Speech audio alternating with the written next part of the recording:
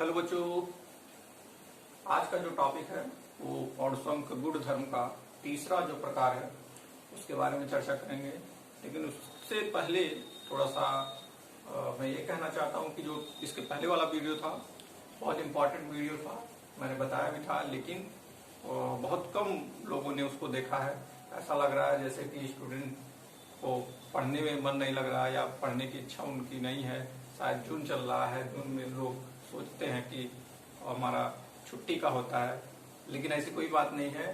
आप छुट्टी भले ही है, लेकिन अगर अध्ययन करते रहेंगे तो इस छुट्टी का आपको लाभ मिलता रहेगा, क्योंकि कोर्स बहुत लंबा है और आपका क्लास भी नहीं चल पा रहा है लॉकडाउन की वजह से, और शायद अभी 1-2 महीना भी न चल पाए। इसलिए आपको इसी ऑनलाइन क्लास के द्वारा ही पढ़ना पड़ेगा, जहाँ तक मेरा कैलकुलेशन है। तो आप वीडियो को पढ़ते रहिए, वीडियो को देखते रहिए, इसका नोट्स बनाते रहिए और परीक्षा की तैयारी करते रहिए। ये बहुत ही अच्छा सुझाव हम दे रहे हैं, नहीं तो आगे चल करके बहुत प्रेशर क्रिएट हो जाएगा और आपको बहुत दिक्कतों का सामना भी करना पड़ेगा। तो चलिए अब हम शुरू करते हैं। जो वर्णसंकर गुणधर्म था, मैंने क्वालिटेटिव प्रॉपर्टी थी, उसका तीसरा जो प्रकार था वो है हिमांक में अवनमन, और इंग्लिश में बोलते हैं उसको फ्रीजिंग पॉइंट डिप्रेशन। इसके पहले 2 प्रकार जो थे वो इसके पहले वाले वीडियो में आपको बता दिया गया है। तो फ्रीजिंग पॉइंट डिप्रेशन क्या है, इस फिगर के द्वारा हम लोग समझते हैं।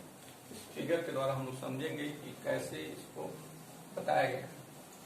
तो ये 2 पात्र हैं जिसमें एक शुद्ध विलायक मतलब कि जल लिया गया है, और इसमें इस पात्र में एक विलयन लिया गया है जिसमें विलेय भी है और विलायक भी। होता क्या है, इसके पहले वाले में जैसे हमने बताया था कि इसका वाष्प दाब अधिक होगा क्योंकि यहाँ पे वेपर बहुत ज्यादा बन रहा है।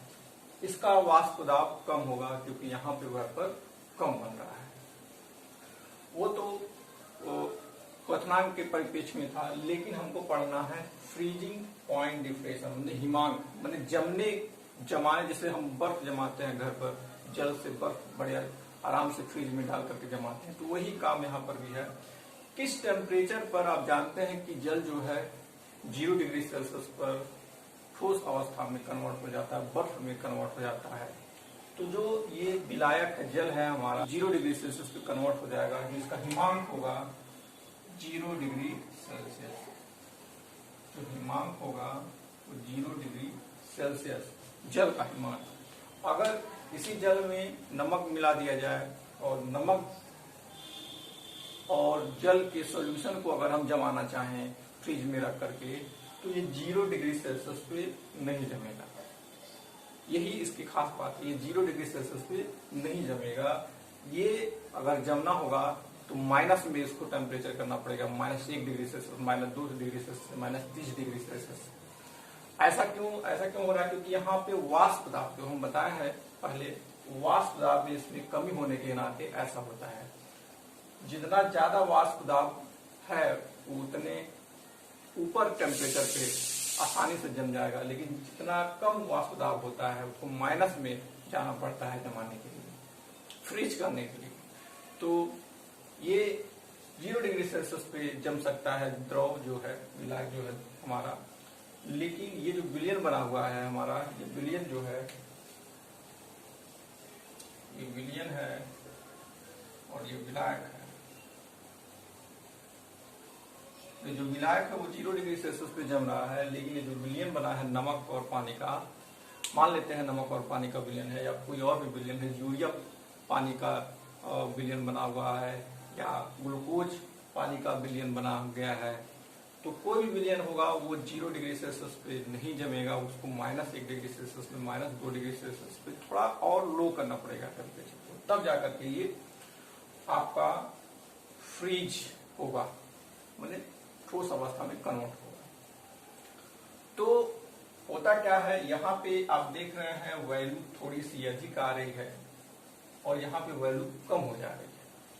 तो इन दोनों का जो डिफरेंस है वही कहलाता है हिमांक में अवनमन, इसकी वैल्यू जो होती है वो माइनस में चली जाती है और इसकी वैल्यू जो होती है वो पॉजिटिव में रहती है। इसीलिए इसकी वैल्यू अधिक होती है और इसकी वैल्यू कम हो जाती है, जिसकी वजह से जो अंतर आता है वो डेल्टा TF बराबर को लिख सकते हैं डेल्टा TF नॉट शुद्ध विलायक का ये फ्रीजिंग पॉइंट है और ये विलियन का फ्रीजिंग पॉइंट है, जो कि कम वैल्यू होती है इसकी कम वैल्यू, इसकी अधिक वैल्यू का जो अंतर होता है वो हमारा होता है हिमांक में अवनमन। और डेल्टा TF से प्रदर्शित करते हैं। इसको लिखना हुआ तो कैसे लिखेंगे, जब किसी विलेय पदार्थ को विलायक में घोला जाता है, जब किसी विलेय पदार्थ को जैसे नमक हुआ, ग्लूकोज हुआ, किसी विलायक में घोला जाता है, शुद्ध विलायक और इसमें घोला गया है,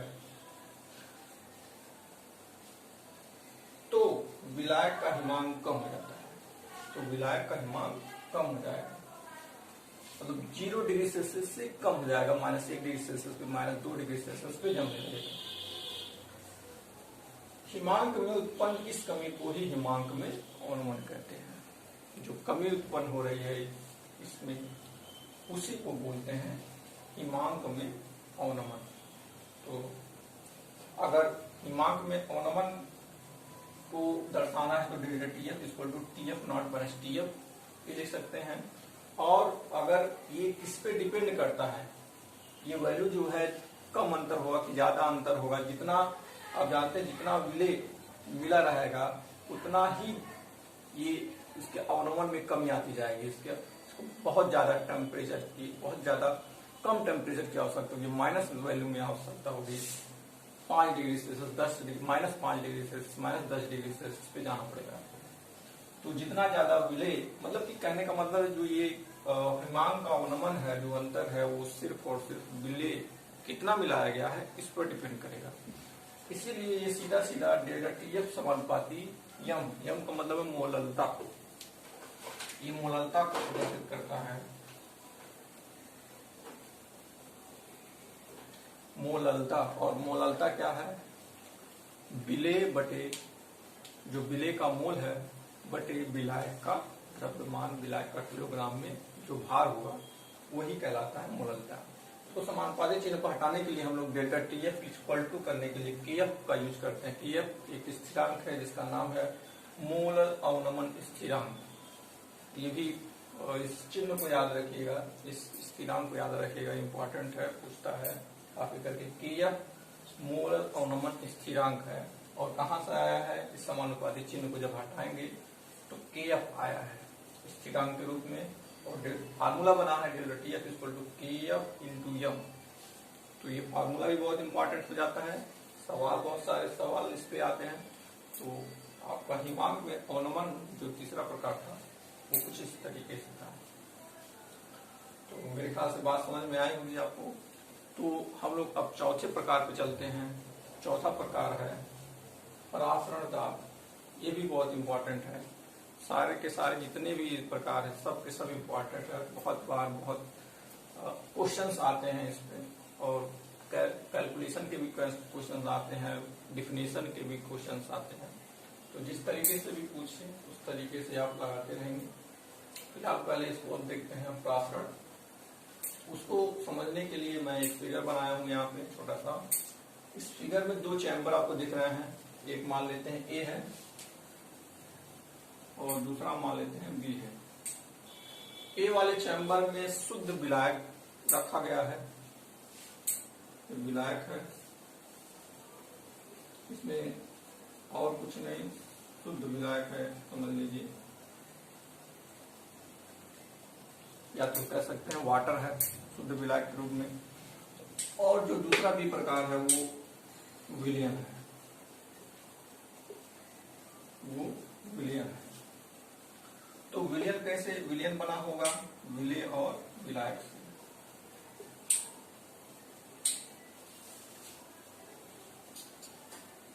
विलयन जो बना है वो विलेय और विलायक से बना है। आप देख रहे हैं कि A जो B में है, दोनों में एक चैम्बर और B चैम्बर में जो आपका दिखाई दे रहा है वो एक विलायक है और दूसरा विलयन है। अब इसमें जो A में शुद्ध विलायक दिखाई दे रहा है बी में जो विलेय और विलायक, विलायक को प्रदर्शित किया गया है और ये छोटा छोटा जो पॉइंट दिखाई दे रहा है वो विलेय को प्रदर्शित किया गया है। तो आप देख सकते हैं कि अगर हम इसमें बताना चाहें या आपको पूछे बताना चाहें तो आपसे पूछा जाए इसमें दोनों में सांद्रता किसकी अधिक होगी, तो जाहिर सी बात है जो शुद्ध विलायक होता है जैसे पानी होता है उसमें सांद्रता बहुत ही कम होती है, और जिसमें जो विलेय और विलायक दोनों मिलकर के विलयन बनाते हैं उसमें सांद्रता कुछ न कुछ होगी या विलायक से अधिक होगी। तो इसमें जो सांद्रता है वो अधिक है इसकी अपेक्षा, इसमें विलायक है इसलिए सांद्रता बहुत ही कम है, मान के चलते हैं 0 के बराबर, क्योंकि जितना ज्यादा विलेय मिलाएंगे जितना ज्यादा उसमें विलेय होगा उतनी ही ज्यादा उसकी सांद्रता बढ़ती जाती है। तो इसमें विलेय तो है ही नहीं है तो सांद्रता होने का कोई अर्थ ही नहीं है, तो सांद्रता इसमें बहुत ही कम है और इसमें सांद्रता बहुत ज्यादा है। तो सांद्रता इसमें यहाँ तक आप देख रहे हैं, यहाँ पे जो ये इन दोनों को कनेक्ट कर रहा है इसको बोल सकते हैं अर्धपारगम झिल्ली।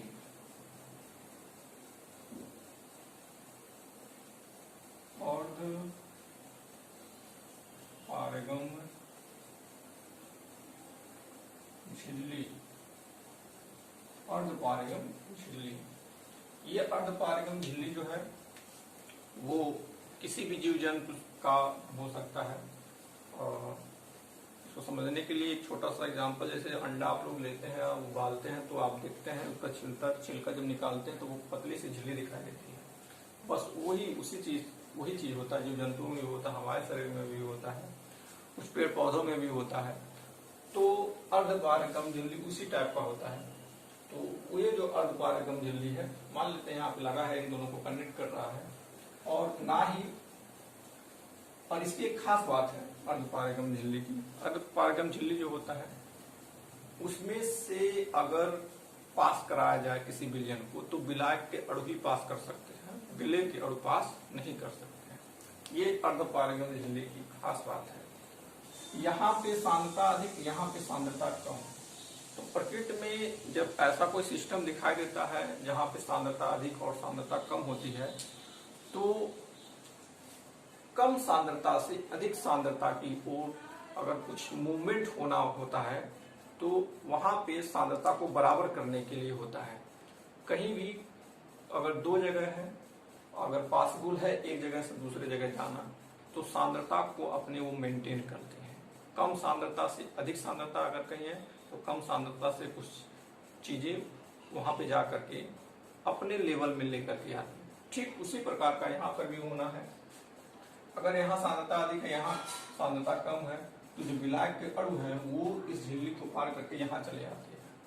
और ये ऐसा इसलिए करते हैं क्योंकि दोनों की सांद्रता बराबर हो जाए। तो बराबर सांद्रता होने के लिए ये ऐसा प्रोसेस इसमें होता है, और इसी प्रोसेस को कहते हैं परासरण। ये सार्वभौमिक है, मतलब कि ये प्रकृति दत्त है, नेचुरली, कि अगर कम सांद्रता से कहीं कम सांद्रता और अधिक सांद्रता दोनों अटैच है तो विलायक के अणु जो हैं वो कम सांद्रता से अधिक सांद्रता की ओर मूवमेंट करेंगे, और ये अर्धपारगम झिल्ली से होकर ही करेंगे। तो अर्धपारगम झिल्ली से होकर के ये विलायक के अणु कम सांद्रता से अधिक सांद्रता विलयन की ओर मूव कर रहे हैं। इसी को बोलते हैं परासरण, इस चीज को बोलते हैं परासरण। और जो ये झिल्ली दिखाई दे रहा है जिससे होकर के पास करते हैं विलायक कर, उसको बोलते हैं अर्धपारगम झिल्ली। तो हमको तो पढ़ना है परासरण ताप। तो परासरण ताप अब हम लोग पहुंचते हैं वहां पे। अभी तक आप लोगों ने देखा कि परासरण जो हो रहा है वो कम सांद्रता और अधिक सांद्रता के बीच में हो रहा है। तो इधर के अणु, इधर के जो मॉलिक्यूल्स हैं, जो विलायक के छोटे छोटे अणु है, वो इधर की तरफ मूव कर रहे हैं। अगर कुछ ऐसा कर दिया जाए जिससे ये मूवमेंट रुक जाए, विलायक के अणु इधर से इधर ना जा पाए, अगर कुछ ऐसा कर दिया जाए कि जिससे कि ये अणु इधर से इधर ना जा पाए, विलायक के अणु इधर से कम सांद्रता से अधिक सांद्रता की ओर ना जाए, तो क्या करना पड़ेगा, तो हमको प्रेशर लगाना पड़ेगा। और प्रेशर कहाँ पे लगाना पड़ेगा, इस बी वाले चैम्बर पे। बी वाले चैम्बर पे इतना प्रेशर लगाया जाए कि यहाँ से मूवमेंट जो यहाँ पे हो रहा है वो रुक जाए। ऐसा हो सकता है, प्रेशर से बहुत सारी चीजें हो सकती हैं। प्रेशर तो आप जानते हैं, थोड़ा सा प्रेशर आपके हाथ को जला देता है, जो रोटी सेकते हुए वक्त जो धुआं निकलता है, जो वाष्प निकलता है। उसी तरह कुकर की सीटी निकलती है, कुकर से वाष्प निकलता है, तो भी अगर हाथ लगाते तो हाथ जल जाएगा। तो प्रेशर बहुत बड़ी चीज है। तो प्रेशर अगर यहाँ पे दबाएंगे, लगाएंगे, तो इसका मूवमेंट रुक सकता है। तो उतना प्रेशर लगाना है जितना ये मूवमेंट रुक जाए। उसी प्रेशर को बोलते हैं परासरण, उसी दाब को बोलते हैं परासरण दाब। ठीक है, तो वह दाब जिससे विलायक के अणु कम सांद्रता से अधिक सांद्रता की ओर जा रहे हैं वो रुक जाए, ऐसे दाब को हम लोग परासरण दाब कह सकते हैं। तो परासरण दाब को हम लोग कुछ इस तरह से परिभाषित कर सकते हैं। वह प्रक्रिया जिसमें विलायक के अणु कम सांद्रता वाले विलयन से कम सांद्रता वाले विलयन अधिक सांद्रता वाले विलयन में अर्धपारगम झिल्ली से होकर, ये अर्धपारगम झिल्ली इससे होकर प्रवाहित होते हैं, प्रवाहित हो रहे हैं, ये प्रवाहित हो रहे हैं, परासरण कहलाती है। ये चीज इतना है, परासरण कहलाती है। और वह दाब जो परासरण की क्रिया को रोक देता है, इस क्रिया को जो मूवमेंट हो रहा है, इस क्रिया को अगर कोई प्रेशर के द्वारा, दाब के द्वारा रोक दिया जाए तो इस क्रिया को रोक देता है, परासरण दाब कहलाता है। इसको कहते हैं परासरण दाब। इसे पाई से प्रदर्शित करते हैं, पाई, इसे पाई से प्रदर्शित करते हैं। और जो पाई होता है वो कंसंट्रेशन के समानुपाती हो, और पाई जो होता है वो टेम्परेचर के समानुपाती होता है। कंसंट्रेशन जितना ज्यादा रहेगा विलयन में, उतना ज्यादा परासरण होने की संभावना रहेगी, और उतना ही ज्यादा आपको दाब लगाने की संभावना रहेगी। इसलिए कंसंट्रेशन से सीधा इसका परासरण दाब से संबंध बनता है। जितना ज्यादा कंसंट्रेशन उतना ज्यादा परासरण दाब। ठीक उसी प्रकार टेम्परेचर भी ज्यादा रहेगा तो परासरण होने की क्रिया ज्यादा होगी और परासरण दाब ज्यादा लगाना पड़ेगा। इसलिए टेम्परेचर और कंसंट्रेशन दोनों पाई के समानुपाती होते हैं। टेम्परेचर भी बढ़ाएंगे, परासरण दाब बढ़ाना पड़ेगा, और अगर कंसंट्रेशन बढ़ाएंगे तो भी परासरण दाब बढ़ाना पड़ेगा, दाब बहुत ज्यादा लगाना पड़ेगा। दोनों को मिला देते तो पाई समानुपाती C/T कंसंट्रेशन इनटू टेम्परेचर, और इस चिन्ह समानुपातिक चिन्ह को हटाने के लिए कांस्टेंट का प्रयोग किया गया है। R जो गैस स्थिरांक था, वहां से अब यहाँ पर भी प्रयोग हो रहा है, क्योंकि ये विलयन है इसलिए गैस स्थिरांक इसको नहीं लिख सकते हैं, ये विलयन का स्थिरांक है। तो पाई = CRT, और R का मान वही रखेंगे जो वहां पे था, 0.0821 लीटर एटमॉस्फेयर या एटमॉस्फेरिक या वायुमंडल भी बोल सकते हैं। तो ये वैल्यू R का मान हम लोग यहाँ पे रखेंगे। तो परासरण दाब जो था वो कुछ इस तरीके से था। बहुत ही आसान है, बहुत ही क्लियर कॉन्सेप्ट है इसका। अगर आप समझे होंगे तो अच्छे से इसको लिख सकते हैं। कम सांद्रता से अधिक सांद्रता की ओर जो मूवमेंट होता है उसको परासरण कहते हैं, और इस मूवमेंट को रोकने के लिए जो दाब लगाया जाता है उसको बोलते हैं परासरण दाब। बस इतना सा ही है। और एक फार्मूला है, किस पे डिपेंड करता है, ये फार्मूला बनाया गया है, पाई = C/R/T। C कंसंट्रेशन है, T टेम्परेचर है, पाई परासरण दाब। तो मेरे ख्याल से परासरण दाब समझ में आया होगा, और हिमान का अनुमान भी समझ में आया होगा आपको।